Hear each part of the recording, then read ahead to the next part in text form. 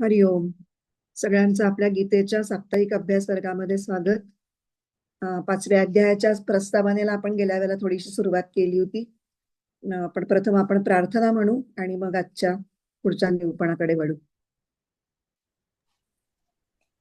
नारायणं नमस्कृत्य नरं चैव नरोत्तमं देवीं सरस्वतीं व्यासं ततो जयमुदीरयेत्। वसुदेवसुतं देवं कंसचाणूरमर्दनं देवकी परमानन्दं कृष्णं वन्दे जगद्गुरुं।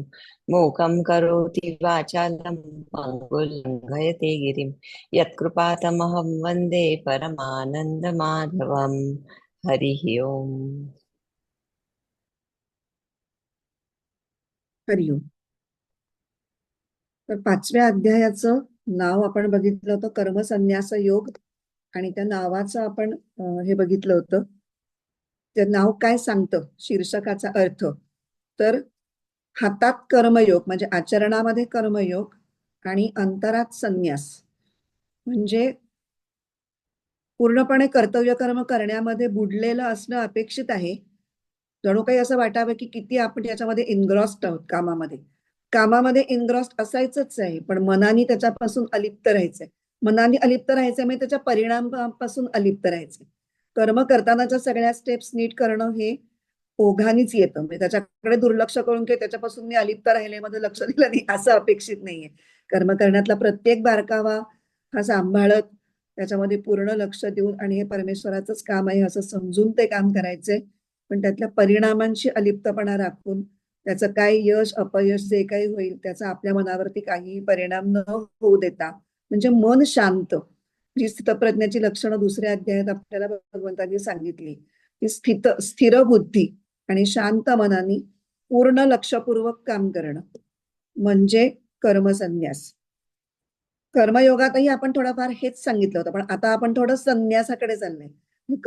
कर्मयोगामध्ये कर्मावर जास्त फोकस होता, आता कर्मसन्यासामध्ये कर्माचा त्याग म्हणजे कर्मफलाचा त्याग ह्याच्याकडे थोडं अधिक आपण आता ऐकताना सारखं सारखंच वाटतं, मला पण बोलताना सारखं सारखंच वाटतंय, पण आपण आता एका वेगळ्या उंचीवरून त्याच गोष्टीकडे बघतोय किंवा त्या गोष्टी ऐकतोय, त्यामुळे आपल्याला ते वेगळ्या पद्धतीने उमजणं अपेक्षित आहे.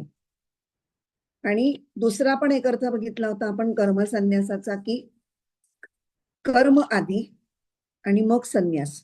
आणि इथे संन्यास म्हणजे ज्ञानमय स्थिती. संन्यास म्हणजे फिजिकल संन्यास, बाह्य संन्यासाची वस्त्र धारण करणं आणि वनात जाऊन किंवा घर संसार सोडून जाणं अशा प्रकारचा संन्यास नाही, तर ज्ञान प्राप्त करणं, ज्ञानमय स्थितीमध्ये जाणं हे अपेक्षित आहे. आणि गीतेच्या 5व्या अध्यायाचं वैशिष्ट्य आपण बघितलं होतं, की कर्माच्या प्रांतातून कर्मयोगाचं आचरण करत ध्यानयोगाचं अवलंबन करून ज्ञानाच्या प्रांतात प्रवेश करायचा आहे, आणि तो कसा होतो त्याचं वर्णन केलेलं आहे. आणि त्यामुळे गीतेमध्ये बऱ्याच ठिकाणी वेगवेगळ्या ठिकाणी ज्ञानी व्यक्तीची लक्षणं सांगितली आहेत, तशी इथेही सांगितलेली आहेत. पण इथे सांगितलेल्या लक्षणांचं वैशिष्ट्य असं की साधकाचा कर्मापासून ज्ञानापर्यंतचा प्रवास हा त्याच्यामध्ये जास्त लक्षणीय पद्धतीने सांगितलेला आहे. आता कर्ममार्गावरून जाताना, ज्ञानाच्या प्रांतात जाताना वेगळे वेगळे टप्पे येणार आहेत.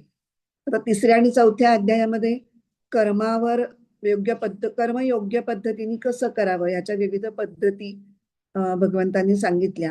आणि मग नंतर 4थ्या अध्यायाच्या शेवटी ज्ञानाची महती सांगायला सुरुवात केली, ते हे सूचित करण्यासाठी की कर्ममार्गाचा पुरस्कार तर मी इतका वेळ केलाच 3ऱ्या 4थ्या अध्यायात, पण त्याच्याही पेक्षा एक अधिक आध्यात्मिक उच्च अवस्था आहे जी प्राप्त करून घेणं हे साधकाचं ध्येय असायला हवं. आणि एखाद्याने सुबुद्ध रीतीने कर्माचा त्याग कसा करावा आणि ही जी परिपूर्णत्वाची यात्रा आहे म्हणजे ते ध्येय आहे ते गाठण्यासाठी अधिक उदात्त अशी आध्यात्मिक साधना कशी करावी हे पण भगवंतांनी इथे सांगायला सोतोवाच केलं, सुरुवात केली. आता कर्मापासून ज्ञानापर्यंत पोहोचणारा प्रवास याच्यामध्ये 3 महत्वाचे टप्पे येतात.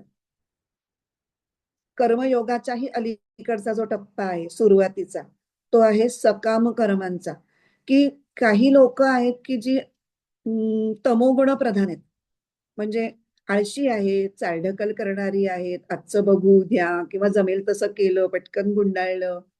म्हणजे आळस, प्रमाद, त्याला प्रमाद म्हणतात. एखादी गोष्ट नीट न करता भरभर उरकून मोकळं व्हायचं, जसं जमेल तसं. एकदा उरका पाडून टिक मार्क झाला की हे चालले पुढे. ते कसं झालं आणि काय झालं याच्याशी काही संबंध नाही. मग अशा तमोगुण प्रधान व्यक्तींनी साधना करायचीच नाही का? त्यांनाही कुठेतरी आयुष्यात त्यांचा विकास व्हायला पाहिजे, त्यांनी साधना करायला तर पाहिजे. मग ह्या अशा लोकांची सुरुवात कुठून असेल आध्यात्मिक मार्गावर? तर पहिलं त्यांनी उठून काम करावं, आळस सोडावा आणि कुठलंही त्यांच्या आवडीचं काम करावं, ज्याच्यातून त्यांना काही फळ मिळणार आहे विशेष, व्यावहारिक, असं कुठलंही काम त्यांनी करावं. पण पहिला आळस झटकून काम करायला सुरुवात करावी. मग ते सकाम कर्म असलं तरी चालेल, किंबहुना ते सकामच असतं, त्याशिवाय ते प्रेरितच होणार नाही की मला अमुक अमुक गोष्ट मिळवायची आहे. असं गोल सेट केल्याशिवाय ते कर्माला प्रवृत्तच होणार नाही.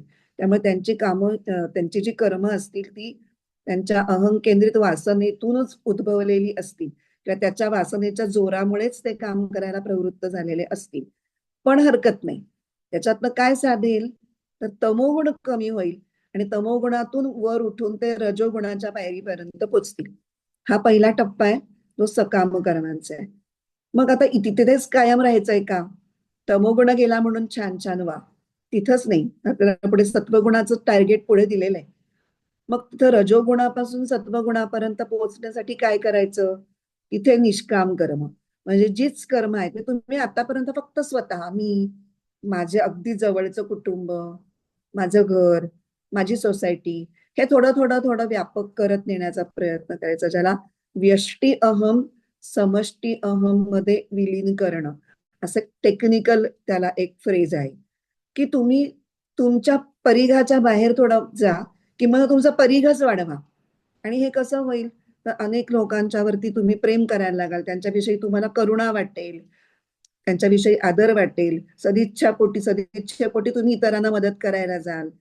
किंवा अगदी इतकं नाही जमलं तरी आपल्या स्वार्थामुळे इतर कोणाचं नुकसान तर होत नाही ना, किमान ह्याचा तरी विचार करायला लागाल. अशा टप्प्याटप्प्यामध्ये आणि अहंकाररहित, फळाची अपेक्षा बाजूला ठेवून मी केलं, मी केलं, मी केलं, स्वतः श्रेयाच्या मागे न लागता आणि दुसऱ्यांच्या उपयोगी पडण्याचं, अशी जी कर्मयोगाची जी तत्व आहेत ती हळूहळू एक एक एक एक इम्बाईब करत करत तुम्ही जे करायला लागता ती कर्मयोगाची स्टेप, त्याच्यातून तुम्ही रजोगुणातून पुढे सत्वगुणापर्यंत पोचता. कारण ज्ञानाला पोचण्यासाठी सत्वगुण आपल्याला अत्यंत आवश्यक आहे. अशा प्रकारे तमोगुणातून रजोगुण आणि रजोगुणातून सत्वगुणाच्या पायरीपर्यंत आपण आल्यामुळे आपलं तो गुणसंवर्धन झालेलं आहे. आणि त्याच्यामुळे काय झालंय तर आपल्याला एक चित्ताची स्थिरता, शांती, पवित्र भावना, आनंद असं आपल्याला आता प्राप्त झालंय.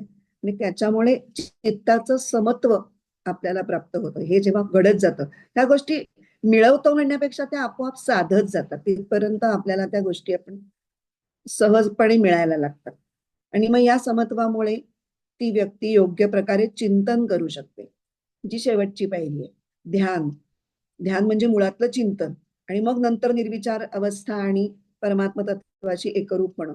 पण त्या सगळ्या पुढच्या पायऱ्यांची सुरुवात ही सखोल चिंतनानी होते, एकाग्र चिंतनानी होते. आणि त्याच्यासाठी सत्वगुण हा वाढणं आणि स्थिर होणं, सत्वगुणामध्ये स्थिर होणं हे महत्वाचं आहे.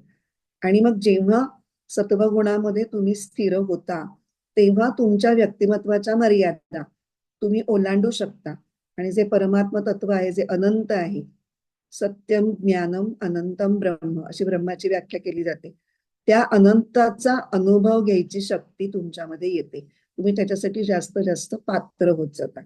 तेव्हा एखाद्या साधकाचा अगदी शून्यातून ज्ञानापर्यंतचा प्रवास जर बघायचा झाला तर 3 टप्पे आपण बघितले. पहिली सकाम कर्म, मग निष्काम कर्म आणि तिसरं केवळ चिंतन. अशा 3 टप्प्यातून तो पुढे पुढे जाऊ शकतो. आता दुसऱ्या अध्यायात भगवंतांनी आपली स्थितप्रज्ञाची लक्षणं आपल्याला सांगितली आणि आपल्याला एक उच्च टार्गेट सेट करून दिलं की हे तुम्हाला बनायचंय, हे तुम्हाला इथपर्यंत पोचायचंय. मग तिसऱ्या आणि चौथ्या अध्यायामध्ये कर्माच्या पद्धती कशा सुयोग्य असल्या तर तुमची त्या मार्गावर पुढे वाटचाल होईल हे सांगितलं. म्हणजे कुठलंही कर्म हे डोळसपणे जर आपण स्वीकारलं तर ते कर्म आपल्याला उच्च आध्यात्मिक परिसीमेला म्हणजे पुढच्या टप्प्याला नेण्यासाठी साधनभूत होईल. हे आपल्याला तिसऱ्या आणि चौथ्या अध्यायामधून कळाले. आता व्यवहारात सुद्धा एखादी उच्च पदवी जर आपल्याला मिळवायची असेल, काय MBBS व्हायचं असेल किंवा इंजिनियर व्हायचं असेल किंवा वकील व्हायचं असेल, तर त्या पदवीसाठी आधी आपल्याला शाळेत जावं लागतं. शालेय अभ्यासक्रम पूर्ण करावा लागतो. महाविद्यालयीन अभ्यासक्रम पूर्ण करायला लागतो. मग पदवीपूर्व काय CET वगैरे असेल तर त्याचे क्लासेस लावून ते सगळं करून त्या CET मध्ये आपलं पुरेसे गुण मिळवावे लागतात. तसंच आता निष्काम कर्मयोगापर्यंत आपण आलोय, कारण तिसऱ्या चौथ्या अध्यायामध्ये आपण कर्मयोगाचा अभ्यास केलाय. तर निष्काम कर्मयोगापासून निष्काम कर्मयोग म्हणजे आपण एक यज्ञ भावना, विविध साधनांना यज्ञ नाव दिलेलं आहे, हे सगळं आपण बघितलं.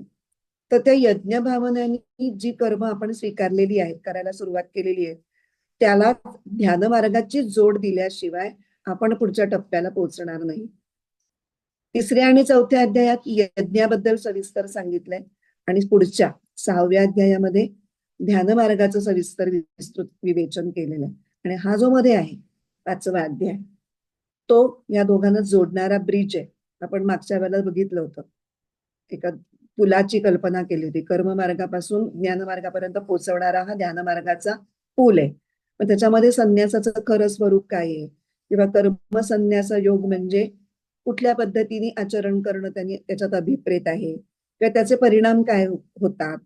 तुमचं साधक म्हणून तुमचा विकास साधण्यासाठी त्या पद्धतीने जर आचरण तुम्ही केलं त्याचे काय काय उपयोग होतात, हे सगळ्याचं विवेचन हे 5व्या अध्यायात केलेलं आहे. आणि त्यामुळे कर्मयोग आणि विशुद्ध चिंतन, आता जे आपण तीन तीन टप्पे बघितले, सकाम कर्म, निष्काम कर्म म्हणजेच कर्मयोग आणि विशुद्ध चिंतन, ह्यातली दुसरी आणि तिसरी स्टेप जी आहे त्याला जोडणाऱ्या पुलासारखा हा 5वा अध्याय काम करतो. आता ह्याच्यामध्ये विविध विषय, वेगळे वेगळे उपविषय ज्याला म्हणू ते आलेले आहेत. ते कुठले? आपण आतापर्यंत प्रत्येक वेळेला जसा अभ्यास केला त्याच्यामध्ये मुख्य विषय हा काही उपविषयांमध्ये विभागलेला असतो आणि त्या विषयांची सब हेडिंग्स पण असतात.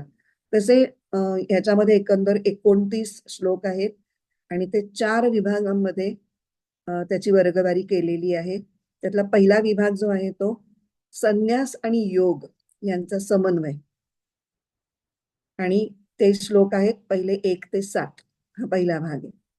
पण दुसरा भाग जो आहे तो योगयुक्ताचं अकर्तृत्व आत्मबोध. योगयुक्त म्हणजे कर्मयोगानी आत्म्याशी जोडला गेलेला आहे, त्याला आत्मा कसा अकर्ता आहे आणि माझं स्वरूप आत्मा आहे म्हणून मी सुद्धा कसा अकर्ता आहे याचा स्थिरपणे झालेला जो बोध असतो तो, आणि त्या आत्मबोधात स्थिरावल्यामुळे त्याला एक अलिप्तपणाने वागणं जे अपेक्षित आहे संन्यासामध्ये, ते त्याला कसं जमायला लागतं आणि त्याच्यामुळे त्याचा परिणाम म्हणून त्याला शांती आणि सुख कसं मिळतं याचं वर्णन करणारे श्लोक आहेत 8 ते 15. योगयुक्ताचा अकर्तृत्व आत्मबोध, त्यातून आलेला अलिप्तपणा आणि त्यातून मिळणारं शांती आणि सुख.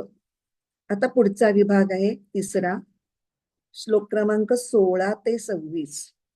ज्ञानयोगाची लक्षणं, स्थिती आणि गती.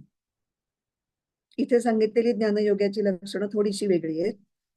त्याच्यामध्ये तो स्थित कसा होतो आणि तिथून पुढे त्याची त्याची पुढची वाटचाल कशी होते.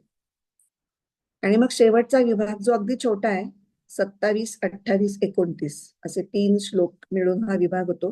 आणि त्याच्यामध्ये संक्षिप्त योग दर्शने म्हणजे ध्यान मार्गासाठीची पूर्वपीठिका त्या 3 श्लोकांच्या माध्यमातून त्यांनी तयार करण्याचा एक तिथे प्रयत्न केलेला आहे. अशी ही आता प्रस्तावना आपली झालेली आहे. आता आपण अध्यायाकडे वळूया.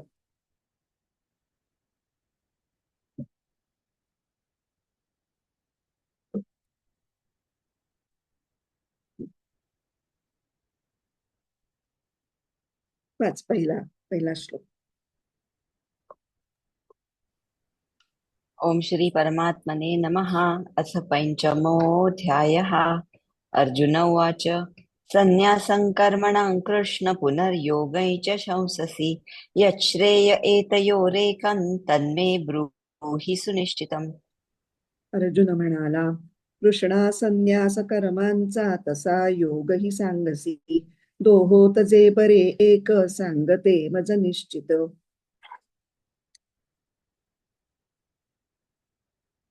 संन्यासं कर्मणां कृष्ण पुनः योगं च शंससि यत् श्रेयः एतयोः एकं तत् मे ब्रूहि सुनिश्चितम. पद आपण वेगळी वेगळी केली. आता अन्वय आणि अर्थ. अर्जुन उवाच, अर्जुन म्हणाला, हे कृष्ण म्हणजे हे श्रीकृष्ण, कर्मणाम संन्यासम कर्मांच्या संन्यासाची, पुनः योगम च आणि पुन्हा निष्काम कर्मयोगाची, शंससी म्हणजे प्रशंसा करीत आहेस. एतयोः एकम या दोहोंपैकी एकच, यत सुनिश्चितम श्रेयः जे अगदी निश्चित कल्याणप्रद होईल, तत् मे ब्रूहि तेच मला सांग. फक्त मराठी अर्थ पुन्हा एकदा वाचूया. अर्जुन म्हणाला की हे श्रीकृष्णा, कर्माच्या संन्यासाची आणि पुन्हा निष्काम कर्मयोगाची पण तू प्रशंसा करतोयस, तर या दोघांपैकी एकच जे माझ्यासाठी अगदी निश्चित कल्याणकारक असेल तेवढंच तू मला सांग. आता इथे तिसऱ्या अध्यायाची जर आपण आठवण केली तर तिसऱ्या अध्यायाच्या सुरुवातीला सुद्धा अर्जुन असाच गोंधळलेला होता आणि त्यांनी त्याच्या प्रश्नापासूनच सुरुवात आहे. जायसी चेत कर्मणस्ते मता बुद्धिर जनार्दन तत्किं कर्मणि घोरे माम नियोजयसी केशव व्यामिश्रेणेव वाक्येन बुद्धिं मोहयसी वमे तदेकं वद निश्चित्य येन श्रेयोहमाप्नुयाम. अगदी सिमिलर सिच्युएशन. दुसऱ्या अध्यायामध्ये कर्मयोगाची बीज पेरायला सुरुवात झाली होती. आधी एकदम आत्मज्ञान सांगितलं, मग कर्मयोगाची बीज पेरली, स्वधर्माबद्दल बोलला, परत ज्ञानाबद्दल बोलला. कर्मण्येवाधिकारस्ते मा फलेषु कदाचन मा कर्मफल हेतुर्भूर माते संगोस्त कर्मणी योगस्थ कुरु कर्माणी संगम त्यक्त्वा धनंजय. इथे सगळं कर्म कर सांगितलंय. त्याच्यानंतरच्या एक दोन ह्याच्यामध्ये सांगितलं दूरेणैह्यवरम कर्म बुद्धी योगात धनंजय बुद्धौ शरणमन्विच्छ कृपणा फल हेतवः. मग परत बुद्धीनी आणि ज्ञानयोगाची प्रशंसा झाल्यासारखं दिसली. तो कन्फ्युज झाला की एकदा हे एकदा हे एकदा हे, मला काही कळत नाही. आता परत तसंच झालंय. इथेही त्याचं परत तसंच झालंय. तिसऱ्या अध्यायात पूर्ण कर्ममार्ग होता, त्यात काही ज्ञानामार्गाचा फारसा हे नव्हता. चौथ्या अध्यायामध्ये शेवटचा भाग सगळा ज्ञानाची महती सांगणारा होता. आधी सगळी कर्माची महती सांगून झाली होती. आता इथे याचा नेमका अर्जुनाचा गोंधळ नेमक्या कुठल्या चौथ्या अध्यायातल्या श्लोकातल्या कुठल्या कुठल्या फ्रेजेसमुळे झाला ते समजून घेणं खूप इंटरेस्टिंग आहे. आता चौथ्या अध्यायातलं 33 ते 37 हे जे श्लोक आहेत की नाही, 33वा श्लोक कुठला आहे? श्रेयान द्रव्यमयाद यज्ञात ज्ञान यज्ञ परंतप सर्वं कर्माखिलम पार्थ ज्ञानी परिसमाप्यते. त्यातली ही ओळ, सर्वं कर्माखिलम पार्थ ज्ञानी परिसमाप्यते, म्हणजे ज्ञानामध्येच सगळी कर्म ही समाप्त होतात. हे एक वाक्य त्यांनी कसं बघितलंय त्या वाक्याकडे, म्हणजे भगवंतांना सांगायचंय एक, त्याला वाटतंय दुसरंच.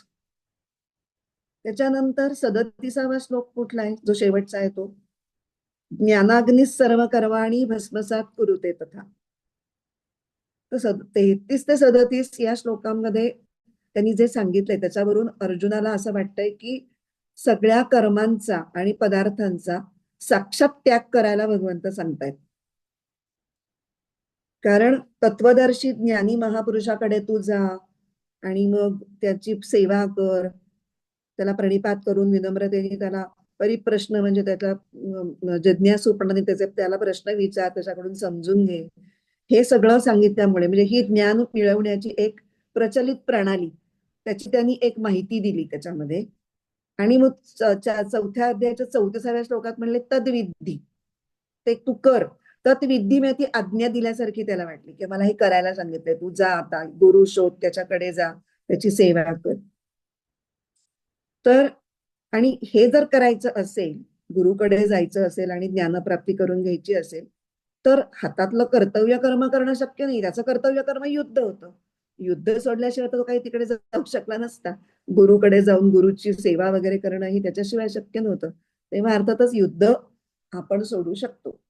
त्याच्या मनात पहिल्यापासून ते होतच की युद्धरूपी कर्म हे सोडायचंय, कारण युद्ध करण्याला तो पाप समजत होता आणि त्याला आपल्या कल्याणाची सारखी ओढ लागलेली आहे. माझ्यासाठी श्रेयस्कर काय आहे, माझं कल्याण काय आहे तेच मला सांग.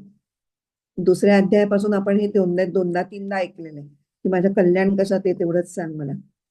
तर अर्जुनानं अशी समजूत करून घेतली की भगवान मला अशा प्रकारे कर्माचा प्रत्यक्ष त्याग करून ज्ञानप्राप्तीसाठी साधना करायला सांगतायत आणि गुरु शोधायला सांगतायत. बहुतेक वेळेला वक्त्याच्या शब्दांचा अर्थ श्रोता हा आपल्या भूमिकेतून घेतो. मी त्याला जे ऐकायचं आहे ना तो तसंच ऐकतो. त्याला सांगणाऱ्याला काय सांगायचंय ते असू देत, पण मी माझाच चष्मा लावून त्याच्याकडे बघते आणि तेच फिल्टर कानाला लावून त्याच्यात आपल्या त्याला सवडशास्त्र म्हणतात, सोयीनुसार अर्थ लावणे. आता हे आपण जे बोललो ते कशाबद्दल, पहिल्या श्लोकातल्या पहिल्या ओळीतल्या संन्यासम कर्मणाम, कर्मांचा संन्यास. हे दोन शब्द त्याच्या डोक्यात कुठून आले त्याच्याविषयी झालं. आता पुढचा पार्ट काय आहे, पुनर्योगंच्या शंससी. आता हे पद कुठून आलं. आता पुढे चौथ्या अध्यायातल्या 38व्या श्लोकामध्ये भगवंतांनी म्हटलं की, एकदा तो श्लोक वाचूयात. नहि ज्ञानेन सदृशम पवित्रमिह विद्यते तत्स्वयं योग संसिद्ध कालेनात्मनि विंदती. ज्ञानासारखं पवित्र दुसरं काही नाही आणि अशा तत्वज्ञानाला साधक कर्मयोगाद्वारा स्वतः आपण आपल्यातच आणि निश्चित प्राप्त करून घेतो. तज्ज्ञानम तत्पवित्रम ज्ञानम स्वयं स्वतः योग संसिद्ध म्हणजे उत्तम ज्याला कर्मयोग साध्य झालेला आहे असा कालेनं योग्य काळाने म्हणजे पुरेशा काळाने आत्मनी विंदती स्वतःमध्ये मिळवतो. आता या उक्तीचा भाव काय आहे की कर्मयोगाच्या साधकाला ज्ञानप्राप्तीसाठी दुसऱ्या कुठल्याही साधनांची गरज नाही. त्याला गुरुगृही वगैरे जाऊन राहून ते प्रणिपात परिप्रश्न आणि सेवा हे करण्याची काही गरज नाही. तर जे ज्ञान इतक्या दुर्लभतेने ज्ञानी महापुरुषाच्या सान्निध्यात राहून त्याची सेवा करून त्यांनी जे सांगितलं ते ऐकून त्याच्यावर श्रवण मनन निदिध्यासन मग शंकांचं निरसन हे सगळं करून प्राप्त होईल, ते ज्ञान तुला कर्मयोगाच्या विधीनेच तत्काळ प्राप्त होईल. फक्त कर्तव्य कर्म केल्यामुळेच तुला साध्य होईल, असं या 38व्या श्लोकाचा भावार्थ आहे.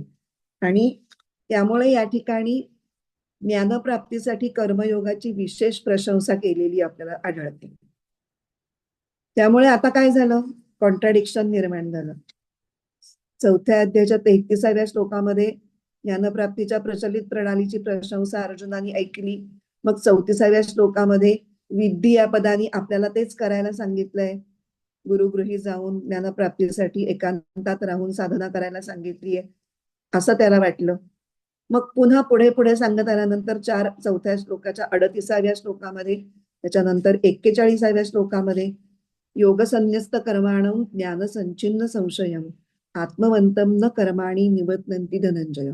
इथे पुन्हा कर्मयोगाची स्तुती केलेली दिसली. आणि 42व्या शेवटच्या श्लोकामध्ये तर काय सांगितलं, योगम आतिष्ठ उत्तिष्ठ, म्हणजे आता योग करण्यासाठी तू त्वरा कर, उठ आणि कामाला लाग. म्हणजे त्याला दोन्ही आज्ञा झाल्या एका पाठोपाठ एक. एकदा त्याला पहिला वाटलं की आपल्याला ज्ञानयोगासाठी ज्ञान प्राप्त करण्यासाठी हे करायची आज्ञा झाली.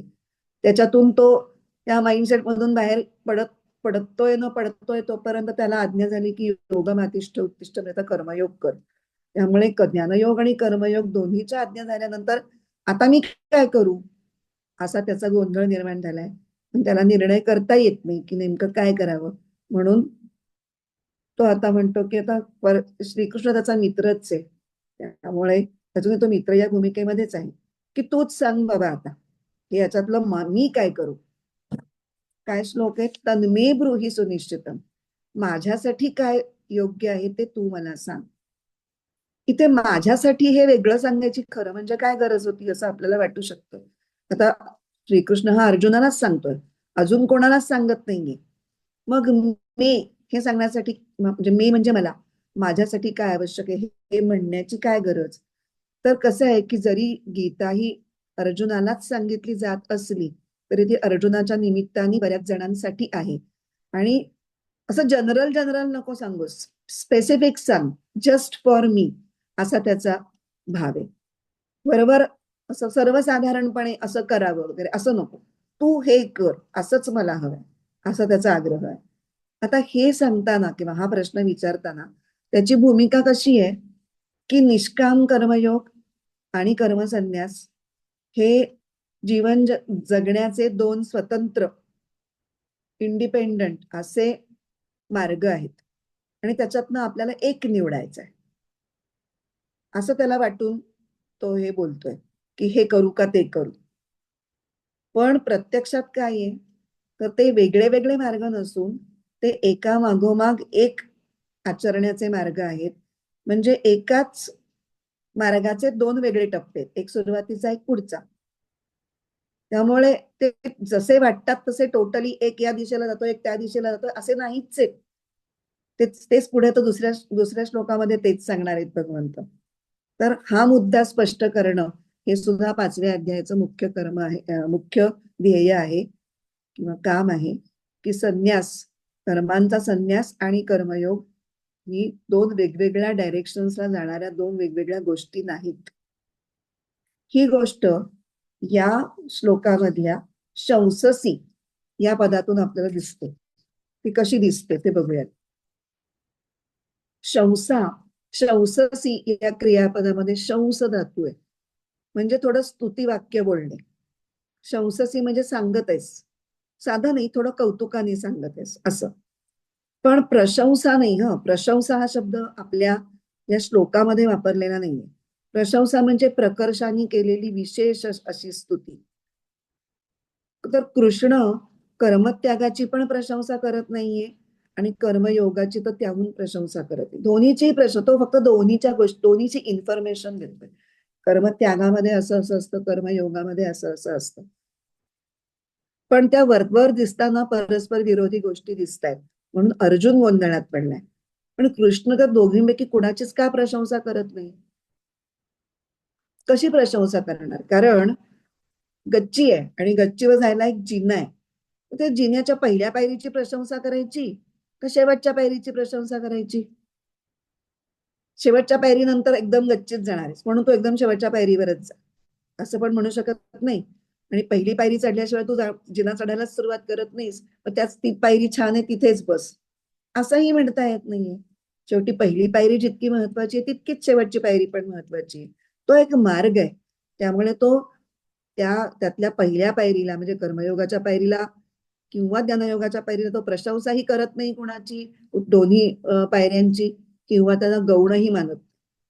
आणि हे सगळं संतुलन जे आहे की दोन्ही योगांच्या बद्दल बॅलन्स्ड त्याचा एक ऍटिट्यूड आहे श्रीकृष्णाचा, तो या शंससी या पदांनी आपल्याला दिसून येतो. आता पुढे कृष्ण, कृष्ण हे संबोधन वापरलंय. आता हे सरळ सरळ कळतंय की अजूनही अर्जुन हा मित्रत्वाच्या भूमिकेतच आहे. जरी तो आधी म्हणला असला की शिष्यस्तेहम शाधिमाम त्वाम प्रपन्नम वगैरे वगैरे, तरीही अजूनही तो तितका गुरुच्या भूमिकेतून बघत नाहीये श्रीकृष्णाला. आणि तो शिष्य म्हणून जरी शरण गेला असला तरी ज्ञानप्राप्तीसाठी तो गेलेला नाहीये. त्याचं जे काही धर्मसंकट त्याच्यावर ओढवलेलं आहे त्याच्यातून बाहेर कसा पडू एवढीच त्याची भूमिका आहे. त्यामुळे तेवढा पराकोटीचा शिष्यभाव त्याच्या मनात नाहीये की आपण स्वतः शिष्य होत आणि आपल्याला या श्रीकृष्ण नावाच्या गुरुकडून ज्ञान प्राप्त करून घ्यायचंय वगैरे वगैरे, असे उच्च स्तर नाहीये त्याच्यामध्ये. तो मित्रालाशी बोलतोय. मित्र आपल्याला आपल्याला अडचणीमध्ये आपण मित्राकडे जातो, सल्ले विचारतो, त्याची मदत घेतो. त्याच लेव्हलवर अजून संभाषणाची गाडी आहे. म्हणूनही तो सरळ सरळ कृष्ण म्हणतोय. आता इथे कृष्ण या पदाचा त्या पहिल्या ओळीत जे स्थान आहे ना तेही मोठं गंमतशीर आहे. कसं आहे बघूया आता. संन्यासम कर्मणाम म्हणजे कर्मसन्यास डावीकडे, आणि मध्ये कृष्ण शब्द, आणि नंतर पुनर्योगंच शंससी म्हणजे कर्मयोग. इथे योग म्हणजे कर्मयोग. तर कर्मसन्यास आणि कर्मयोग ह्याच्यामध्ये कृष्ण हा शब्द आहे. आणि कृष्णाचा अजून एक अर्थ आहे कर्षति इति कृष्ण, म्हणजे जो आकर्षित करतो तो, अट्रॅक्ट करतो तो. तर श्रीकृष्णाला अर्जुनाला काय सांगायचंय की तू मला एकदा कर्मसन्यासाकडे अट्रॅक्ट करतोयस आणि एकदा कर्मयोगाकडे अट्रॅक्ट करतोयस. मी तुझं पहिलं बोलणं ऐकलं की मला वाटतं की कर्मसन्यास करायचंय, पुढचं बोलणं ऐकलं की वाटतं कर्मयोग करायचंय. असं मी दोन्हीकडे खेचला जातोय, असंही त्या कृष्ण ह्याच्यामधून सांगायचं. आता कृष्ण ह्याचं जसं स्थान आपण बघितलं, त्या स्थानातली गंमत म्हणून किंवा त्याची मेघ की ते मधोमध का योजलं असेल, तसंच श्लोकामधल्या पहिल्या ओळीत जो पदांचा क्रम आलेला आहे ना, तो सुद्धा अर्जुनाच्या सहज प्राधान्य क्रमानुसार आलेला आहे. अर्जुनाला काय करायचंय? युद्ध सोडायचंय, म्हणजे कर्माचा संन्यास करायचा आहे. म्हणून तो पहिल्यांदा संन्यासम कर्मणाम हे पहिलं त्याच्या पटकन तोंडातून आलं. संन्यासम कर्मणाम, त्याला असं वाटलं वा वा, ह्या कर्माचा संन्यासामुळे मला युद्ध सोडून जाता आलं तर किती बरं होईल. असं वाटेपर्यंत पुढे तो म्हणतो, अरे बापरे, आता पुन्हा कर्मयोगाची कटकट आहेच का? पुन्हा योगम अतिष्ठ उत्तिष्ठ म्हणून मला परत तेच सांगतोयस. असा थोडासा त्याचा सूर आपल्याला याच्यामध्ये दिसतो. असं आपण त्याच्यामध्ये तत्वज्ञानाच्या दृष्टीने फारसं विवेचन नव्हतं. आता आपण ज्ञानेश्वरीतल्या ओव्या वाचूयात. 1 ते 14 सोप्या आहेत, आपण फक्त वाचू आणि मग त्याच्यातली एखाद दुसरीच गोष्ट सांगण्याजोगी आहे तेवढीच मी सांगेन.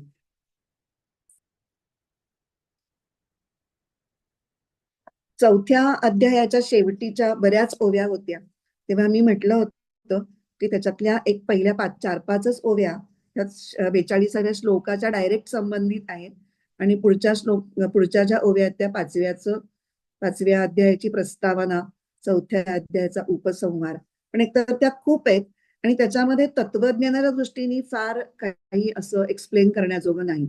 फक्त ज्ञानेश्वरांनी थोडी मखराशी केली की आता प्रत्यक्ष हे ज्ञान अर्जुनाला श्रीकृष्ण स्वतः सांगणार आहे, जो स्वतः ज्ञानस्वरूप आहे. तर हे तुम्ही कशा आणि किती सोपं करून सांगतोय, कारण अर्जुनावरच्या प्रेमाने तो खूप सोपं करून सांगतोय. तर तुम्ही हे चांगलं अवधान देऊन ऐका. आणि मग त्यांनी त्याला त्याच्यासाठी काही काही अशा उपमा वगैरे वापरल्यात की जर छान दूध साखरेतलं गोड औषध मिळत असेल तर कडुनिंबाचा रस पिण्याची काय गरज आहे, वगैरे वगैरे. म्हणून मग म्हटलं की ते आता तुम्ही तुमच्या त्या वाचा, त्या साहित्याच्या दृष्टीतून वाचायला मजा येते, पण आपण इथे वाचण्यात नाही वेळ घालवला तरी काही हरकत नाही.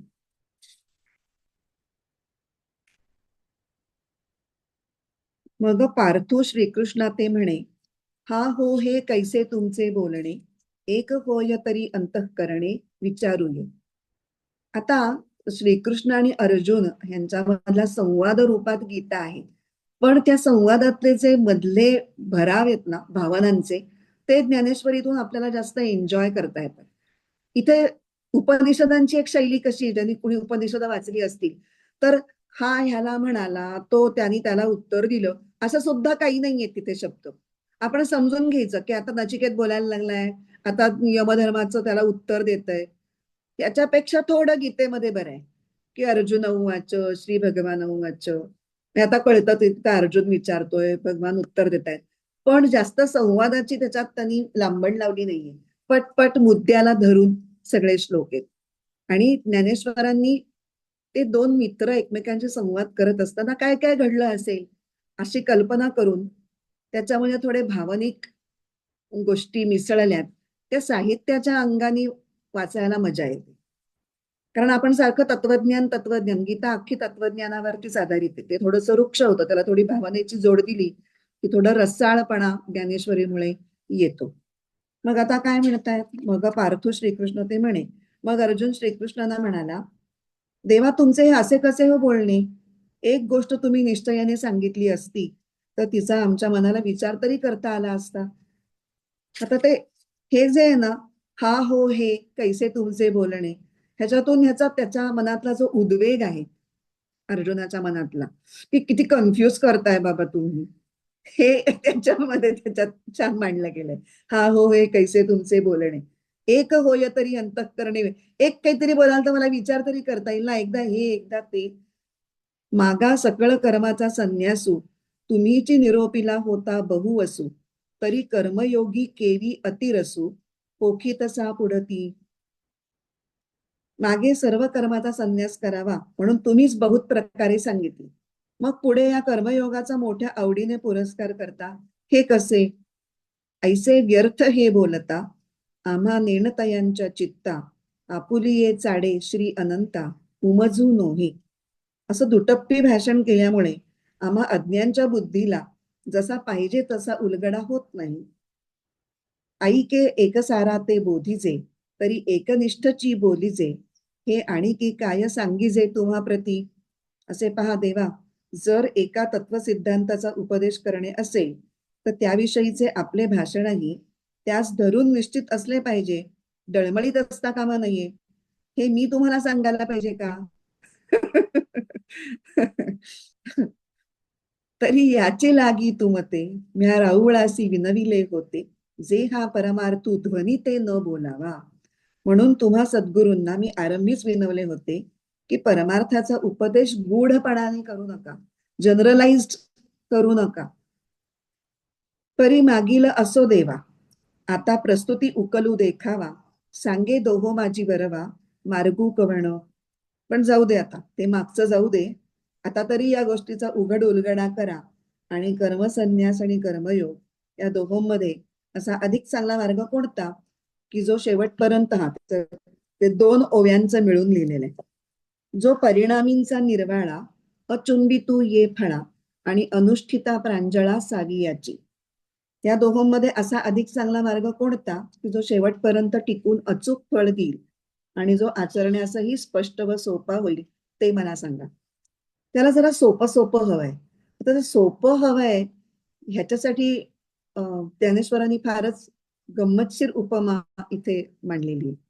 जैसे निद्रेचे सुख न मोडे आणि मार्गू तरी बहुसाळ सांडे, तैसे सोहोकासना सांगडे सोहपे होय. ज्याने झोपही मोडणार नाही आणि प्रवासही बराच होईल, असे एखाद्या पालखीसारखे ते साधन सुखाचे आणि सोपे असावे. इथे काय म्हणायचंय तर पूर्वी जेव्हा प्रवास करत असत श्रीमंत माणसांसाठी या सोयी होत्या की असं आरामदायी पालखी असायची, त्याच्यात ती व्यक्ती झोपलेली असायची आणि अलगद गोई आणि झपाझप चालायचे. म्हणजे त्याची झोप होईपर्यंत त्याचा बराच पल्ला गाठलेला असायचा प्रवासाचा आणि झोपही शांत व्हायची आणि प्रवासही व्हायचा. आता आपल्याला विमान असल्यामुळे किंवा बर्थ असतात, एसी बर्थ असतात, त्यामुळे आपल्याला ह्या उपमेचं असं काही विशेष कौतुक वाटणार नाही. आपण मस्त बर्थ मध्ये झोपतो किंवा स्लीपिंग कोच असलेल्या गाड्या सुद्धा असतात. आपण रात्री बसतो, सकाळी उठतो, आपले छान प्रवास झालेला असतो, झोप झालेली असते. पण इथे निद्रेचे सुख न मोडे म्हणताना कुठली निद्रा, कुठली सुखाची झोप?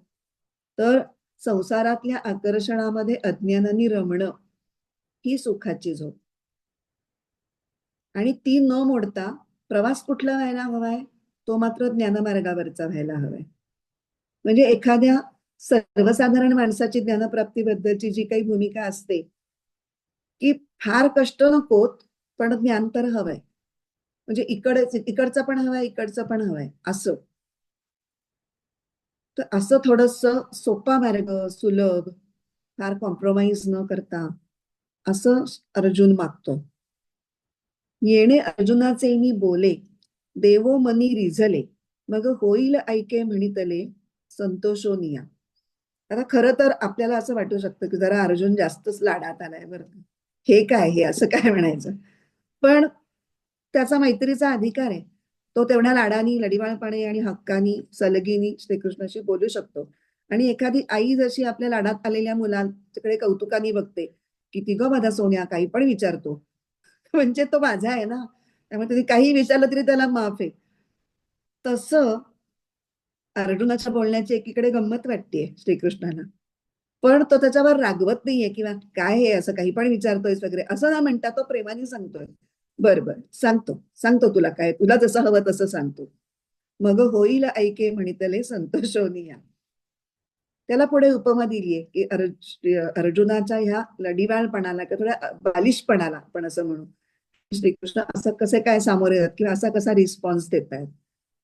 त्याला अजून एक उपमा दिलीये. देखा कामधेनू ऐसी माये, सदैवा जया होये, तो चंद्रूही परी लाहे खेळावया. त्याच्या आधीचं इकडे वाचलं नाही, मी तेवढं वाचून घेते. हे अर्जुनाचे बोल ऐकून श्रीकृष्णाला जरा मौज वाटली. आणि अर्जुना ऐक, तू म्हणतोस तसेच हे साधन अगदी सोपे व सुखाचे होईल, असे ते मोठ्या संतोषाने म्हणाले. श्रोते हो, ही गोष्ट अगदीच यथार्थ आहे. कारण ज्या दैवशाली मुलाची आई प्रत्यक्ष कामधेनूच आहे, त्याला खेळायला पाहिजे असेल तर चंद्र सुद्धा लावेल. काही त्यांनी मागावं, आता कामधेनूच आहे, प्रत्येक इच्छा पूर्ण करूच शकणार आहे. आणि त्यात कामधेनूला चंद्र देणं आणखीनच सोपं आहे. ते कसं? कारण जेव्हा अमृतासाठी समुद्र मंथन केलं, तेव्हा जी 14 रत्न निघाली, त्याच्यामधून एक कामधेनू निघाली आणि अजून एक चंद्र पण निघाले त्या 14 मध्ये. तर त्या धोरणाने बघितलं तर एकाच क्षीरसागरामधून उत्पन्न झाल्यामुळे कामधेनू आणि चंद्र बहीण भाऊच. मग ती सहजच म्हणू शकते, अरे चंद्रा, तू तर मामाच आहेस, खेळ जरा माझ्या भाच्याशी. त्यामुळे त्या सलगीनी ती करू शकते हे. आणि अजून एक त्यांनी पुढे दुसऱ्या याच्यामध्ये अजून एक उपमा दिली. पाहे पा श्री शंभूची प्रसन्नता, तया उपमन्यूची या आरता, काय क्षीराब्धी दूधभाता देई जे चिना. आणि असे पहा की श्री शंकर उपमन्यूला प्रसन्न झाले असता त्यांनी त्या उपमन्यूची दूध भाताची हौस पुरी करण्याकरता दूध भातासाठी प्रत्यक्ष क्षीरसमुद्रच त्याला दिला की नाही. तर ही एक कथा आहे छोटीशी. ती कथा सांगितल्याशिवाय ही उपमा काय आहे ते कळणार नाही. तर उपमन्यू हा वसिष्ठांच्या कुळातील व्याघ्रपाद ऋषींचा मुलगा, धौम्य ऋषींचा तो मोठा भाऊ. आणि हे सगळं कुटुंब वनामध्ये राहत असतं उपमन्यू जेव्हा लहान असताना. आणि खूप गरिबीत त्यांचे दिवस त्यांचे चाललेले असतात, अगदी झोपडीत राहणं, अत्यंत साधं सुधं अन्न. तर हा उपमन्यू आपल्या वडिलांच्या बरोबर दुसऱ्या एका आश्रमात जातो आणि तिथे त्याला छानपैकी गाईचं दूध प्यायला मिळतं. तर ते त्याला फार आवडतं. मग घरी आल्यानंतर तो आईला हट्ट करायला लागतो की मला दूध भात हवाय, मला तसं दूध हवंय. तर ती आई आई बोलत नाही, पीठ पाण्यामध्ये कालवते आणि त्याच्यात दूध भात कालवून त्याला देते. तो म्हणतो हे चांगलं नाही लागत आहे, तशा दुधासारखं हे लागत नाहीये, तू काहीतरी मला बनवलंयस. मग ते सांगते की हो, माझ्याकडे काही गाईचं दूध नाहीये, आपल्याकडे गायच नाहीये. त्यामुळे तुला जर दूध आणि काय हे सगळे लाड हवे असतील तर मी ते काही पुरवू शकत नाही. तर तू महादेवांना शरण जा आणि त्यांच्याकडून त्यांना जर ते जर प्रसन्न झाले तुला तर वर म्हणून तू हे माग. मग त्याला ती कल्पना पसंत पडते, कारण त्याला तो हवाच असतो दूध भात. आणि मग ती आई त्याला एक्सप्लेन करते की महादेवांचं एकंदर स्वरूप काय, त्यांची उपासना कशी करायची, कशामुळे ते प्रसन्न होतील, सगळे एक प्रकारे साधनाच सांगते. आणि ती ऐकता ऐकता उपमन्यूच्या मनामध्ये शंकराबद्दल एकदम भक्तिभाव निर्माण होतो आणि तो तपश्चर्येला बसतो आणि पुष्कळ काळ तपश्चर्या करतो. आणि इतका लहान मुलगा इतक्या भक्तीने तपश्चर्या करतोय म्हणून शंकर पण प्रसन्न होतात. पण आधी तेवढी परीक्षा बघतात त्याची. त्या आधी इंद्र रूपाने त्याला दर्शन देतात की ह्याची काही, म्हणजे त्याला ऐश्वर्य हवंय का खरंच आपलं दर्शन त्याला हवंय, काय त्याला जास्त महत्वाचं आहे. ये यथामम प्रपद्यन्ते तांस्तथैव भजाम्यहम्, हा श्लोक इथे आपल्याला आठवतो की त्याला काय हवंय ते मी करतो. पण त्यांना कळतं की नाही, ह्याला आपल्या दर्शनाचीच ओढ आहे. आणि मग ते त्याला शंकर रूपामध्ये दर्शन देतात. आणि मग त्याला सांगतात की मी तुझ्या भक्तीवर प्रसन्न आहे, तर तू वर माग. मग तो वर माग म्हटल्यानंतर आधी दूधभातासाठी दूध मागत नाही बरं का. तेवढी त्याच्यात भक्तिभाव आणि त्याच्यामुळे केलेल्या तपश्चर्येमुळे म्हणा थोडी मॅच्युरिटी आलेली असते. तो आधी काय मागतो की मला शुद्ध भक्ती द्या, ज्ञान द्या आणि तुम्ही आमच्या आश्रमात वास्तव्याला या. आणि हे सगळे 3 वर मागून झाल्यानंतर मग तो म्हणतो की एक छोटीशी विनंती आहे, मला दूध भातासाठी दूध हवंय. म्हणजे त्याच्यातली मॅच्युरिटी ही दाखवली आहे तपश्चर्येमुळे आलेली. आणि त्याचं बाल वय आहे, त्याच्यातला लढिवाळपणा सुद्धा कसा अजून टिकून आहे, असं ते एकत्र उदाहरण आहे. आणि मग ते इतके खुश झाले त्याच्यावरती की त्याला ते म्हणले की तू जिथे असशील तिथे नेहमी दुधाचा सागरच राहील, असं म्हणून जणू काही क्षीराब्दी पाहे पा श्री शंभूची प्रसन्नता, तया उपमन्यूची या आरता, काय क्षीराब्धी दूध भाता देईजेची ना. दुधाचा सागरच देऊन टाकला त्याला. आणि हे उदाहरण संतांना फार आवडतं. त्यामुळे अनेक संत यांचा वारंवार आवर्जून, म्हणजे खरं तर उपमन्यू पुढे मोठा ज्ञानी भक्त झाला आणि त्याचा योगज्ञानाचा अधिकार सुद्धा एवढा मोठा होता की प्रत्यक्ष श्रीकृष्णांनी त्याच्याकडून योग दीक्षा, शैव दीक्षा घेतली होती. पण त्याचा उल्लेख या दूध भाताकरता त्यांनी केलेली जी काही तपश्चर्या आहे त्या अंगाने त्याचा उल्लेख फार वेळेला संत मंडळी करतात. तर इथे त्या अर्जुन हा मैत्री प्रेमाच्या आधाराने वागतोय की संसार सुख राहून ज्ञानाकडे सुखाने प्रवास होऊ दे. पुढे तैसा औदार्याचा पुरुठा श्रीकृष्ण आपू जाहलिया सुभटा का सर्व सुखांचा वसवटा तोची नोहावा. त्याप्रमाणेच औदार्य गुणाचे माहेरच असे श्रीकृष्ण त्या वीरश्रेष्ठ अर्जुनाला प्रसन्न झाले असता सर्व सुखांनी त्याचा आश्रय का न करावा. एथ चमत्कारू कायसा गोसावी श्री लक्ष्मीकांता ऐसा आता आपुलिया सवेसा मागावा की. अहो यात नवल कसले आले. श्री लक्ष्मीपती कृष्णासारखा धनी लाभला असता आपल्या इच्छेप्रमाणे मागणे अवश्य करावे. म्हणून अर्जुने म्हणितले ते हासोनी येरे दिधले तेची सांगे न बोलिले काय कृष्णे. म्हणून अर्जुनाने ज्या ज्ञानाची याचना केली ते श्रीकृष्णाने त्याला मोठ्या आनंदाने दिले आणि श्रीकृष्ण त्याला काय म्हणाले ते आता सांगतो. ते आता पुढच्या श्लोकापासून श्रीकृष्णाचं उत्तर सुरू होतं. छान येथे जरा लढीवाळ ओव्या आहेत.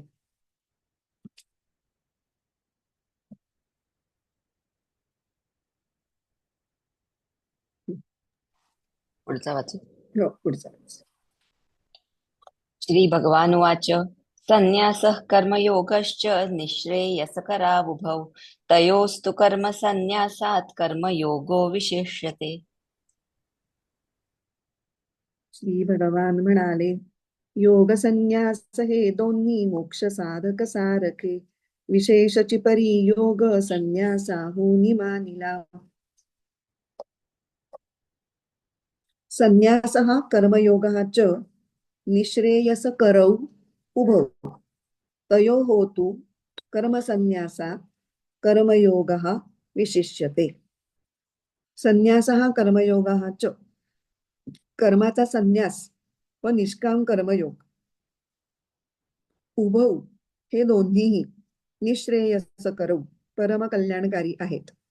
तू तयोहो पण त्या दोघांपैकी कर्मसन्यासात म्हणजे कर्माच्या संन्यासाहून कर्मयोग हा विशिष्यते निष्काम कर्मयोग श्रेष्ठ आहे. कर्माचा संन्यास आणि निष्काम कर्मयोग हे दोन्हीही परम कल्याणकारीच आहेत पण कर्माच्या संन्यासाहून निष्काम कर्मयोग हा श्रेष्ठ आहे. तर इथे श्री भगवान बोलू लागले तर अर्जुन काय म्हणाला होता की कर्मसन्यास आणि कर्मयोग या दोन्ही गोष्टी तू सांगतोस त्याच्यापैकी श्रेयस्कर एकच काय ते मला सांग. तर हा अर्जुनाचा जो प्रश्न आहे तो कसा आहे हे सांगण्याकरता आदरणीय पांडुरंग शास्त्रींनी एक गंमतशीर दाखला दिलाय की बायका अशा भाजीवालीकडे जातात आणि मग पहिला विचारतात कसे दिले टोमॅटो, कशी दिली भेंडी. ती काहीतरी एक भाव सांगते. फारच सांगतेस, ह्यालाच दे. मग ती पुन्हा सांगते नाही एक नीट सांग. आता एक नीट सांग म्हणाला तिने आधी तोच सांगितला होता आणि ती नंतरही तोच सांगते. मग तुम्ही परत हे कशाला बोलताय. नीट सांग बाबा, नीट सांग. किंवा मी किती देऊ. ती काय ते ती काहीच बदलत नाहीये. तसं ह्याच्या मनातला भाव आहे की कर्मसन्यास सांगून टाक, तोच मला हवा. तसाच तो श्रीकृष्णाला विचारतोय की कर्मसन्यास आहे हेच मला ऐकायचंय, तेच तू मला लवकर सांग. तुझ्या तोंडून आलं की म्हणजे मी सुटलो. पण भगवान हे काही सामान्य गुरु नाहीत, ते पक्के गुरु आहेत. एवढंच नाही तर काय ते जगद्गुरु आहेत. त्यामुळे अर्जुनाच्या मनातील भाव काय आहे हेही ते जाणतात. त्याच्यासाठी योग्य काय आहे हे सगळंच ते जाणतात. हे सगळं त्या श्री भगवानुवाच ह्याच्या बॅकग्राऊंडला आहे. आणि मग ते काय म्हणतात आणि तो आधी म्हणला का तन्मे ब्रूही माझ्यासाठीच फक्त काय चांगलं आहे ते सांगा, सगळ्यांसाठी वगैरे नको किंवा गूढपणे नको, स्पष्टपणे सांगा. मग कर्मयोग तुझ्यासाठीच काय करायचंय का तुला, तर कर्मसन्यासापेक्षा कर्मयोगच अधिक श्रेयस्कर आहे. हे ऐकल्यानंतर अर्जुनाचा चेहरा खरं तर पडला असता पण हे दुसऱ्या वळीत सांगितलंय तयोस्तु कर्मसन्यासात कर्मयोग विशिष्यते. हे खरं उत्तर हे दुसऱ्या ओळीत दिलंय आणि ते ऐकून अर्जुनाने उदास होऊ नये म्हणून पहिली ओळ वेगळीच सांगितली. काय सांगितलंय? संन्यास आणि कर्मयोग हे दोन्हीही कल्याणकारी आहेत. हे ऐकल्यामुळे काय फरक पडला आधी सांगण्यामुळे? तर अर्जुन विचार करायला लागला. अर्जुनाचा जो आग्रह होता की कर्मसन्यासच सांगा, कर्मसन्यासच हवा, तोच जास्त चांगला, ही थोडी त्यांनी आग्रही भूमिका थोडी त्यांनी बाजूला ठेवली आणि श्रीकृष्ण काय म्हणतायत, त्याच्या पाठीमागचं लॉजिक काय आहे, तत्व काय आहे, ते समजून घेण्याच्या मोडमध्ये तो शिरला. म्हणून श्रीकृष्णानं फार उत्तम वक्ता म्हटलेलं आहे. काय बोलायचं, कधी बोलायचं, कसं बोलायचं आणि किती बोलायचं आणि काय बोलायचं नाही, या सगळ्याचं भान त्याच्यामध्ये असतं. पहिल्या अध्यायात बघितलं का, काहीही श्रीकृष्ण बोलले नाहीत. फक्त अर्जुन चाललीये त्याची वकिली सगळी की कसं युद्ध सोडणं बरोबर आहे. एकदम दुसऱ्या अध्यायापर्यंत काहीच बोलले नाहीत ते. त्यामुळे श्रीकृष्ण हे उत्तम वक्ते आहेत हे आपल्याला वेगवेगळ्या ठिकाणी गीतेमध्ये छानपैकी दिसून येतं. आता इथे काय वापरले, अर्जुनाच्या प्रश्नामध्ये काय शब्द आला होता? श्रेयस्कर काय आहे ते सांग. आणि श्रीकृष्णाच्या उत्तरात काय आलाय? निश्रेयस करौ उभौ. आता हे श्रेयस आणि निश्रेयस ह्याच्यामध्ये काय नेमका फरक आहे तो बघायला पाहिजे. तर श्रेयस्कर म्हणजे अधिक चांगलं, उत्तम, शुभ, कल्याण करणारं, पुण्यप्रद असे श्रेयस्करचे अर्थ होतात. आणि ते मला सांग असं सारखं श्रेय हा शब्द अर्जुन वारंवार आतापर्यंत वापरतोय. पण भगवान मात्र उत्तर देताना निश्रेयस वापरतायत. आणि निश्रेयस या शब्दाचा अर्थ असा आहे की परमतत्वाच्या साक्षात्कारातून प्राप्त होणारी ज्ञानमय स्थिती. श्रेय मधून जे काही कळतं, पुण्यकारक, शुभकारक, कल्याणकारक, ह्या सगळ्याच्या खूप पुढची गोष्ट आहे. ह्या सगळ्या गोष्टी त्याच्यामध्ये आहेतच, त्या समाविष्ट आहेत त्याच्यात, पण तिथेच थांबलेल्या नाहीयेत. ही मानवी जीवनात प्राप्त होऊ शकणारी सर्वोच्च अवस्था आहे निश्रेयस. आणि या ज्ञानमय अवस्थेला मोक्ष असं म्हणतात. आणि भगवानांचं उत्तर आहे की संन्यास कर्मयोगश्च निश्रेयस करौ उभौ. दोन्हीही ज्ञानमय, अंतिम ज्ञानमय अवस्थेला नेणारेच आहे. इथे आपल्याला पण वाटतं की वरवर पाहताना हे विधान विसंगत वाटतं. कारण का? तर संन्यास म्हणजे कर्मांचा त्याग आणि कर्मयोग म्हणजे कर्म करणं. कर्मांचा त्याग आणि कर्म करणं या दोन परस्पर विरोधी दिसणाऱ्या भूमिका त्या एकाच ध्येयाकडे नेणाऱ्या कशा काय असतील असं आपल्याला वाटतं. पण हे दोन्ही एकाच ठिकाणी जातात असं म्हणण्याचं कारण हे आहे की एकाच ठिकाणी जाणाऱ्या एकाच रस्त्याच्या दोन भागांची ही नावं आहेत. सुरुवातीच्या भागाला कर्मयोग म्हटले, नंतरच्या टप्प्याला संन्यास म्हटले. आता एका उदाहरणावरून आपल्याला नीट लक्षात येईल की अयोध्येत आपल्याला राम मंदिराला जायचंय. आता अयोध्येतच जे लोक राहतात ते सहजच तिथल्या राम मंदिराला थोडंसं अंतर चालून पोहोचू शकतात. पण एखाद्याला आपल्या गावातून उठून जर त्या रामाला दर्शनाला जायचं असेल तर त्याला आधी आपल्या गावापासून अयोध्येपर्यंत पोचायला पाहिजे आणि मग तिथून अयोध्येतला रस्ता चालत चालत राम मंदिरापर्यंत पोहोचलं पाहिजे. तर हे आपल्या गावातून उठून अयोध्येपर्यंत पोहोचणं हा जो काही प्रवास आहे तो कर्मयोगाचा टप्पा आहे. आणि अयोध्येत प्रवेश केल्यानंतर राम मंदिरापर्यंत पोहोचणं हा जो शेवटचा टप्पा आहे की ज्यात मग फार मोठी चाल उरलेली नाहीये, म्हणजेच फार मोठं कर्म नाहीये, त्याचं नाव संन्यास. आणि त्यालाच सांख्य पण म्हटलेलं. आता इथे पुढे वेगळे वेगळे शब्द वापरले त्यामुळे सांख्य, संन्यास आणि ज्ञान हे सगळे समानार्थीच शब्द वापरलेत. म्हणजे कधी सांख्य योग म्हटलंय, कधी संन्यास योग म्हटलंय, कधी ज्ञानयोग म्हटलंय. जे लोक अयोध्येत राहतात त्यांनाही रामाचं दर्शन करण्याकरता थोडंफार चालावं लागतं. ह्याचा अर्थ काय? तर सांख्य किंवा संन्यास अवस्थेपर्यंत पोहोचलेल्या साधकाला सुद्धा थोडंसं कर्म बाकी असतं जे त्याला परमात्मा प्राप्ती होण्यासाठी करावं लागतं.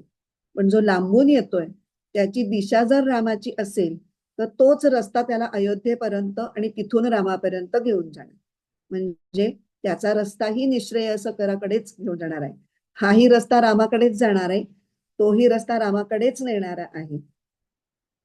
म्हणजे अयोध्येपेक्षा वेगळ्या गावातून येणारी जी व्यक्ती आहे त्याचा जो काही मार्ग आहे तोही रामापर्यंतच जाणार आहे, म्हणजे निःश्रेयसकरच आहे. आणि अयोध्येमधल्या राहणाऱ्या रहिवाशाचा जो आहे रामाकडे जाणारा तोही निःश्रेयसकरच आहे. म्हणजे याच्यामध्ये काही गूढपणा किंवा संभाषण चातुर्य, काही मखलाशी असं काही नाही. त्यात साधं सत्य सांगितलंय की एकाच रस्त्याच्या दोन भागांची ही दोन वेगळी वेगळी फक्त नावं आहेत. आता पुढे दुसऱ्या पहिली ओळ झाली आपली, संन्यास कर्मयोगश्च निःश्रेयस करौ उभव तयोस्तु कर्मसन्यासात कर्मयोगो विशिष्यते. कर्मसन्यासापेक्षा कर्मयोग हा श्रेष्ठ आहे. आता ही श्रेष्ठता सांगण्यासाठी रामसुखदासांनी आपल्याला 5 मुद्द्यांनी ते स्पष्ट करून दिलंय. ते छान तुलना केली कर्मयोग ज्ञानयोग यांची, की कर्मयोग हा कर्मसन्यासापेक्षा श्रेष्ठ का आहे आणि मग हे विधान नेमकं कुणासाठी आहे हे आपण त्याच्यानंतर बघणार आहोत. पहिला मुद्दा काय आहे ह्याच्यामधला, या तुलनेमधला, तर कर्मयोगाशिवाय सांख्ययोगाची साधना होऊ शकत नाही. पण कर्मयोगात मात्र सांख्ययोगाची किंवा संन्यास योगाची आवश्यकता पडत नाही. आता इथे पुढे आपण ते श्लोक बघणार आहोत. 5व्याच अध्यायातल्या 6व्या श्लोकामध्ये असं म्हटलंय, संन्यासस्तु महाबाहो दुःखमाप्तुम योगतः. म्हणजे अयोगतः म्हणजे कर्मयोग केल्याशिवाय संन्यासः आप्तुम दुःखम म्हणजे संन्यास प्राप्त करणं खूप कठीण आहे. आणि कर्मयोगी हा तत्काळ ब्रह्माला प्राप्त करून घेतो असंही त्याच श्लोकात म्हटलंय. योगयुक्तो मुनिर्ब्रह्म नचिरेणाधिगच्छति. योगयुक्त म्हणजे जो कर्मयोगी आहे तो न चिरेण म्हणजे एकदम तात्काळ खूप वेगाने ब्रह्माला प्राप्त करून घेतो. ब्रह्म अधिगच्छति म्हणून कर्मयोग श्रेष्ठ आहे. दुसरा मुद्दा असा आहे की अर्जुनाच्या मनात कर्मसन्यास म्हणजे जे आहे की सगळी सगळी कर्म त्याग करून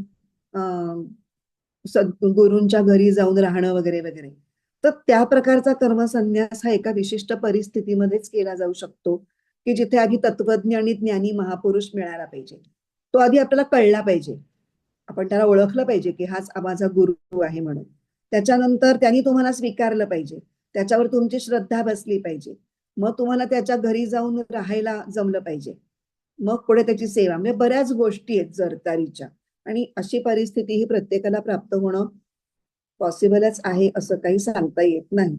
पण कर्मयोगाचं मात्र साधन जे आहे ते प्रत्येक परिस्थितीत आणि प्रत्येक व्यक्तीसाठी सहज शक्य आहे. कारण प्राप्त परिस्थितीचा सदुपयोग करणं म्हणजेच खरं तर कर्मयोग. अगदी युद्धासारख्या घोर परिस्थितीत सुद्धा स्वकर्तव्याचं पालन करून कर्मयोग आचरणात आणता येतो. आणि तेच त्याच्यासाठीच अर्जुनाला प्रवृत्त करण्यासाठी हे गीता सांगण्याचं काम सुरू आहे. त्यामुळे कर्मयोगाचं पालन करण्यात कोणताही मनुष्य कोणत्याही परिस्थितीमध्ये कधीही परावलंबी नसतो किंवा असमर्थ नसतो. कारण कर्मयोगात मूळ काय आहे तर काहीही मिळवण्याच्या इच्छेचा त्याग, स्वतःसाठी काहीही मिळवायचं नाही या बेसलाईनवर कर्मयोग आधारलेला असल्यामुळे कर्मयोग हा कुणीही कधीही करू शकतं, म्हणून कर्मयोग श्रेष्ठ आहे. तिसरं, संसार. संसार म्हणजे काय तर कर्तृत्व भोक्तृत्व. म्हणजे कर्मयोगी आणि सांख्ययोगी या दोघांनाही संसारातून सुटायचं असेल, म्हणजे संसाराचा बाध करायचा असेल तर कर्तृत्व भोक्तृत्व हे संपवायला पाहिजे, त्याच्यातून बाहेर पडलं पाहिजे. मग ज्ञानयोगी त्याच्यातून कसा बाहेर पडतो तर ज्ञानयोगी प्रखर वैराग्य आणि तीक्ष्ण बुद्धी याच्या सहाय्याने विचारांनी मी आत्मा आहे, आत्मा अकर्तृत्व आहे म्हणून मी अकर्ता आहे अशा भूमिकेतून विचारांनी कर्तृत्व सोडतो, मी सोडण्याचा प्रयत्न करतो. ते थोडंसं अवघड आहे. आणि कर्मयोगी काय करतो, दुसऱ्याच्या हितासाठीच त्याची प्रत्येक गोष्ट असते, त्यामुळे त्याचं भोक्तृत्वच गेलेलं असतं. आणि भोक्तृत्व गेल्यामुळे त्याला तीक्ष्ण बुद्धी आणि प्रखर वैराग्याची काही गरज पडत नाही. तो फक्त दुसऱ्याच्या कल्याणासाठी काम करून करूनच त्याचं भोक्तृत्व जातं. आणि भोक्तृत्व गेलं की कर्तृत्वही जातं. असा नियमच आहे की आधी कर्तृत्व गेलं की भोक्तृत्व जातं, भोक्तृत्व गेलं तर कर्तृत्व जातं. एकतर त्याची आपण मगाशी म्हणल्याप्रमाणे काहीही स्वतः करता मिळवण्याची इच्छाच नाहीये. आणि प्रत्येक कर्तृत्वाच्या मागे इच्छाच असते. इच्छाच नाही त्यामुळे कर्तृत्व नाही. काहीही मिळवायचं नाही म्हणजे भोक्तृत्व नाही. त्यामुळे तो जास्त सोप्या पद्धतीने कर्तृत्व भोक्तृत्वाच्या पलीकडे जातो ज्ञानयोगापेक्षा. चौथा मुद्दा असा आहे की कर्मयोगाचा अहम म्हणजे जीवभाव हा तत्काळ आणि जास्त सोप्या सोप्या पद्धतीने सुगमतेने सुलभतेने संपुष्टात येतो. पण ज्ञानयोगाचा अहम हा जायला जास्त काळ लागतो आणि जास्त कठीण असतं ते. त्याचं कारण काय? कर्मयोगीची भूमिका काय असते? मी सेवक आहे. मी सेवक आहे असं मानल्यामुळे त्याचा जो अहम म्हणजे जीवभाव असतो तो सेव्याच्या सेवेत लागून जातो. आणि ज्ञानयोगाची भूमिका काय असते? मी मुमुक्षु आहे. त्यामुळे ज्ञानयोगाचा अहम हा त्याच्या बरोबरच राहतो. कर्मयोगी आपल्यासाठी काहीही न करता केवळ दुसऱ्यासाठीच सगळी कर्म करतो. पण ज्ञानयोगी मात्र आपल्या हितासाठी साधन करत असतो. त्यामुळे त्याचा अहम जसाच्या तसा राहतो.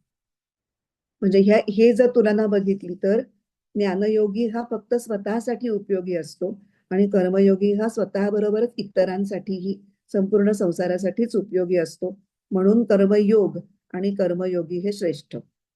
आणि शेवटचा पाचवा मुद्दा आहे जो खरं म्हणजे पहिल्या मुद्द्यालाच जोडून येतो, पण आपण ते कळेल की कसा तो जोडला जातो. ज्ञानयोगातली प्रमुख गोष्ट काय आहे? तर संसाराच्या स्वतंत्र सत्तेचा बाध करणं. सर्वत्र सर्वम खलविदम ब्रह्म या भावामध्ये स्थिर होणं. संसार असं काही नाहीच आहे, सगळीकडे ब्रह्मच आहे. हे ज्ञानयोगात प्रमुख त्यात ते ध्येय आहे. आणि कर्मयोगातली प्रमुख गोष्ट आहे संसारातल्या पदार्थांची आसक्ती सोडायची. आसक्ती सोडली की संसार सोडल्यासारखाच आहे. ही कर्मयोगाची बाजू आहे. आता ज्ञानयोगी विचारांच्या साहाय्याने संसारातील पदार्थ कसे मायामय आहेत, त्यामुळे ते कसे मिथ्या आहेत असं समजून स्वतःला पटवून त्यांचा त्याग करायचा प्रयत्न करतो.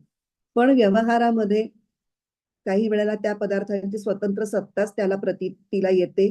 आणि विशेषतः ज्या वस्तूत सुखबुद्धी असेल, आवडत्या वस्तू सोडणं, त्या मायामय आहेत हे म्हणणं आणि विचाराला आचारात उतरवणं हे खूप अवघड पडतं ज्ञानयोगाला. पण कर्मयोगाच्या साधकाचा उद्देश काय असतो? दुसऱ्यांना सुख पोहोचवण्याचा उद्देश असतो. त्यामुळे ज्या वस्तूंमध्ये कर्मयोगाची सुखबुद्धी असेल त्या वस्तू सुद्धा दुसऱ्याच्या उपयोगी पडतायत का, मग देऊन टाकूयात त्याला, हे म्हणणं त्याला जास्त सोपं पडतं ज्ञानयोगापेक्षा. त्यामुळे कर्मयोगामध्ये जो गोल आहे आसक्तीचा अभाव तो अचीव करणं हे जास्त स्वाभाविक नॅचरल असतं आणि जास्त सुलभतेने होतं. म्हणून कर्मयोग श्रेष्ठ आहे.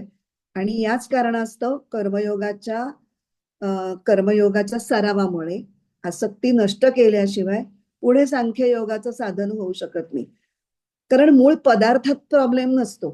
पदार्थाशी जे आपण नातं जोडलेलं असतं की हा पदार्थ माझा आहे किंवा हा मला हवा आहे, हा मला आवडतो किंवा हा मला ना आवडतो, त्यांनी तुम्ही त्या पदार्थाशी बांधलं जाता.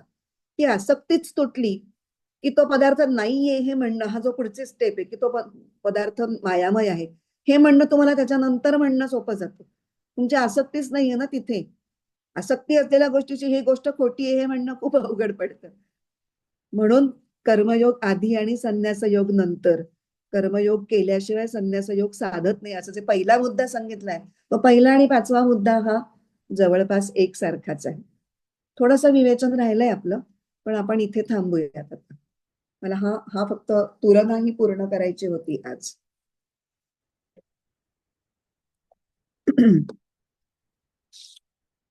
प्रार्थना म्हणून.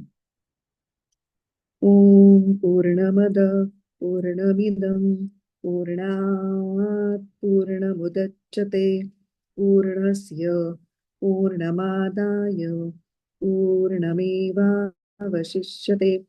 ओम शांती शांती शांती. हरि ओम. श्री गुरुभ्यो नमः. हरि ओम.